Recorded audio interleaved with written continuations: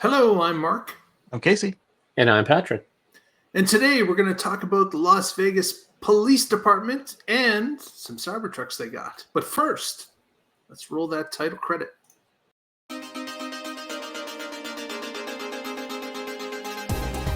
You're watching the Tesla Life Express.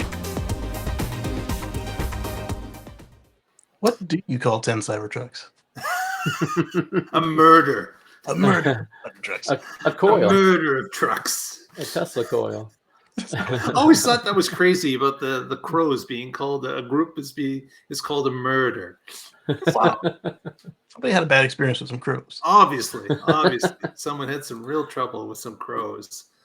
But this is kind of an interesting little article, which of course we link in the notes below. The Las Vegas Police Department did receive an anonymous supporter delivery of 10 Cybertrucks. The donor was anonymous, but just recently that donor was revealed, according to reports out of Las Vegas. These 10 trucks were purchased by Ben Horowitz, who is a tech investor and entrepreneur, and has donated beyond the trucks to the police department many times in the past. So Ben is happy to donate his time and money to the police department. What's interesting is that he picked the 10 trucks for delivery to the police department, and was he did make this decision in 2023, almost the end of 2023, and he decided he was going to donate them. I'm not sure as to why he remains anonymous or wanted to, and I'm not sure if this report kind of spoiled what his thoughts were on the subject, because the report really doesn't mention anything about that as to whether or not he was a little bit upset that his name's been released or not. But it is interesting that the sheriff, was it the sheriff or the police chief, had talked a little bit about these Cybertrucks. It was Sheriff Kevin McHill. Said that the donation of these trucks was a great way to support the safety of officers and, get this, potentially attract new officers to the force. So almost like a recruitment tool, bringing in the Cybertrucks to the police station would allow others that are thinking about joining the police, some of them join based on the cool tech that the police department employs while they patrol the streets. Yeah. And it is, I have to admit, the Cybertruck is designed for police. Like, really, it's a very cool looking vehicle with this. We can actually share this photo of it from the Teslarati article, but who wouldn't want to drive in that truck? Like that looks awesome.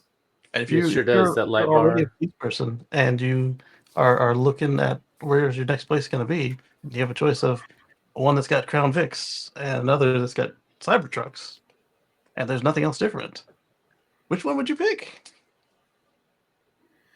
Yeah, look at those extras with the patrol lights, like not just the red and blue lights, but it's got like little ears sticking up with lights on it for extra lighting. Those probably rotate left and right to scan the sides of a street as the truck is driving along a street. They do, yeah. This one looks like the unplugged performance version, and they definitely either you can manually point them like a spotlight, or they can wobble around if you need more flashing. Yeah. Yeah. But I have to say that I never thought of it as a recruitment tool, but the sheriff believes that this is so. Another thing, of course, is that with the hard steel body, we've got something that literally stops bullets in some cases. Now, it doesn't stop all caliber of bullets, but it certainly does help with deflections, and in smaller caliber amounts, the truck will actually stop the bullet. So, Right, more than a Crown Vic certainly would. well, there's that exactly. Now you're So, not- if there's any extra armor in a vehicle to help the police, that certainly is a plus if you're inside the patrol vehicle and being shot at, for sure. Yeah. So now you're not ducking behind an engine block, which is not all that large. And now, like the movies, the door actually does something for you, unlike the movies in real life. Exactly. Yeah, the movies that when someone opens a door on a patrol car, it seems like it's a a titanium shield. It protects you from everything. But we all know that bullets just whiz through that sheet metal, that aluminum or steel in those normal cars without any problem at all. I wonder how that got started. Like, was it like just for some like visual obstruction, or did they like shadow a department that actually did install armor? Because there are still some departments that install armor in the doors, but they weren't enough of them to be I don't good. think TV's first priority is to be realistic. I think that's all it is. Exactly. Like, where did they get this idea? Like, who saw it enough to ape it? So yeah, it's again. We talked to Chief Todd in Indiana, who had said that initially he thought the Cybertruck was a little bit too ultra modern and might scare the people in his town. But later on, after the Cybertruck was launched, Chief Todd's thinking about getting a Cybertruck for the force. So it's something that it changes people's minds as time goes along, and we've seen that often with Tesla.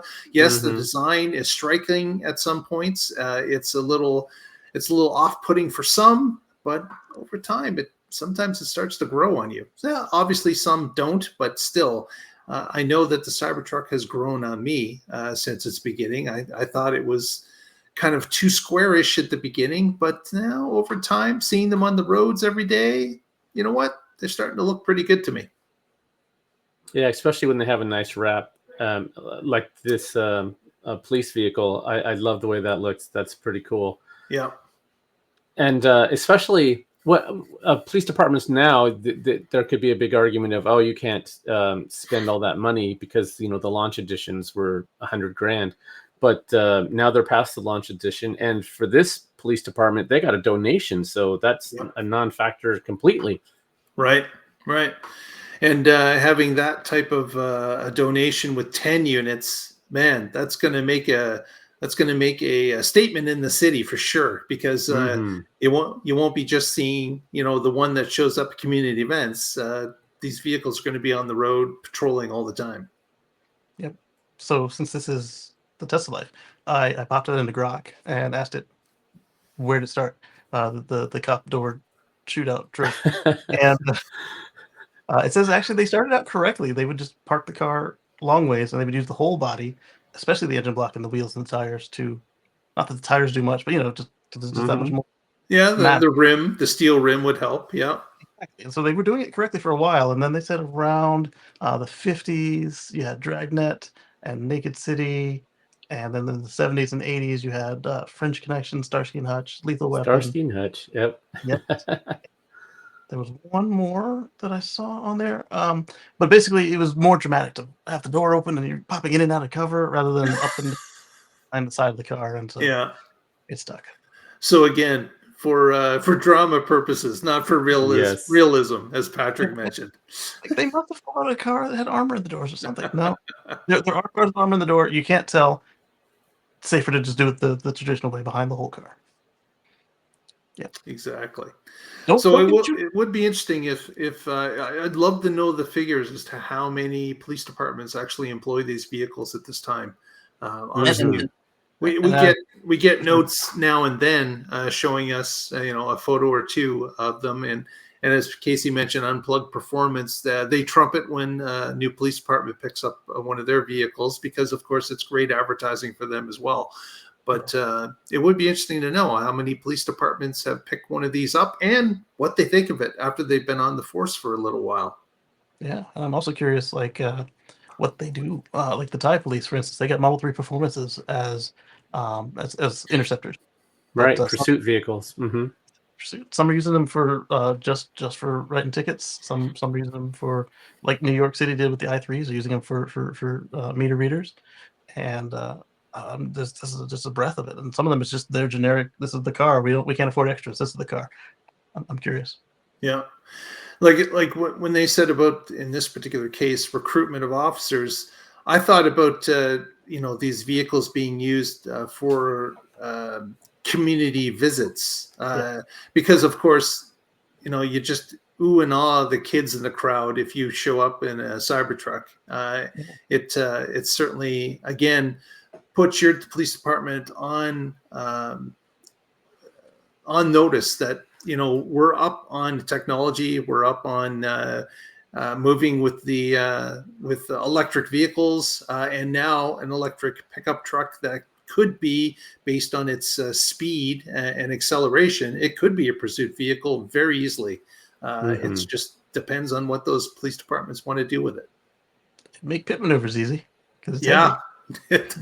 Yeah, with not even a traditional pit maneuver, I don't think you would need it, because the vehicle is so heavy, and Just shove them off to the side. exactly, just get up beside them, bump them off. There, it's done. And with the cameras, Yep. so if there's an incident, they're going to have 360 recordings.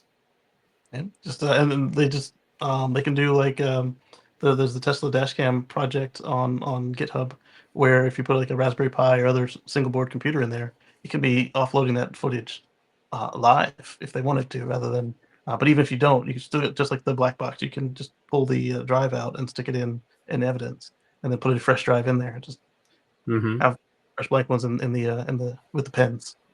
Yeah, that would make that very affordable, because you'd be able to have a number of storage devices that could just be swapped with the driver when their shift is over.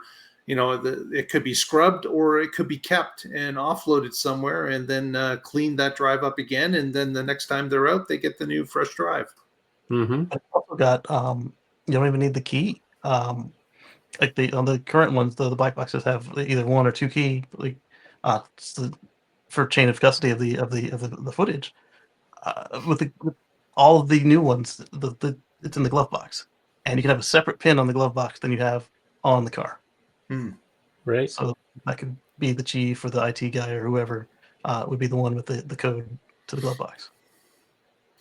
So everyone out there, have you seen a Cybertruck at your local police department? Or have you gone to a city where one exists? If you have a photo, please share it with us. Send it to us on our Twitter feed at the Tesla Life, or comment down below on the video. I'd like to hear about your experience and what you've seen.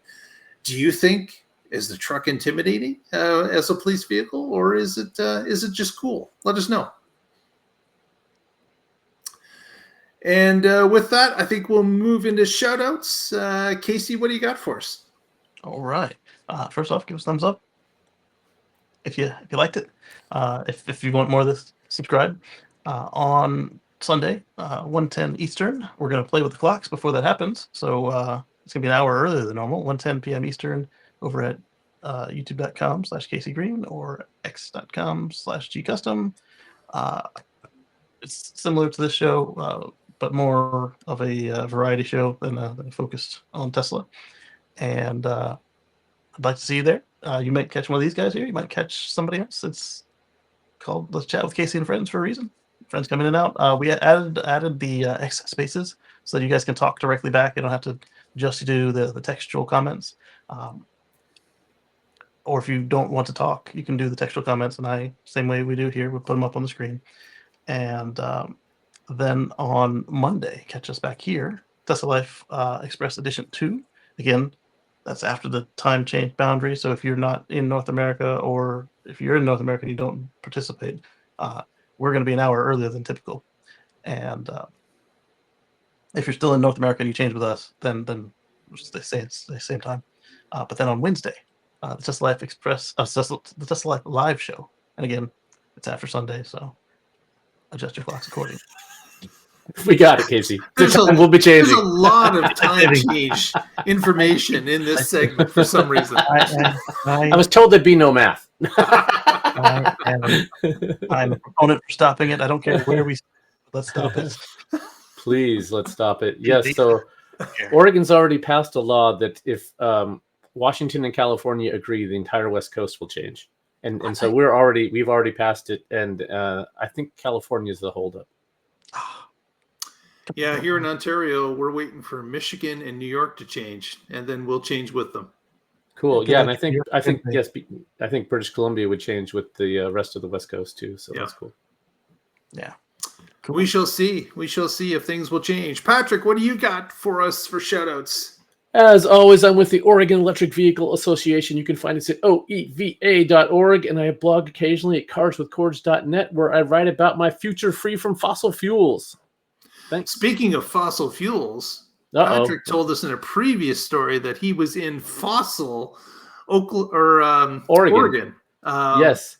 Fossil named after actual dinosaur fossils because they found a bunch there, not fossil fuels fossil. Okay. All right.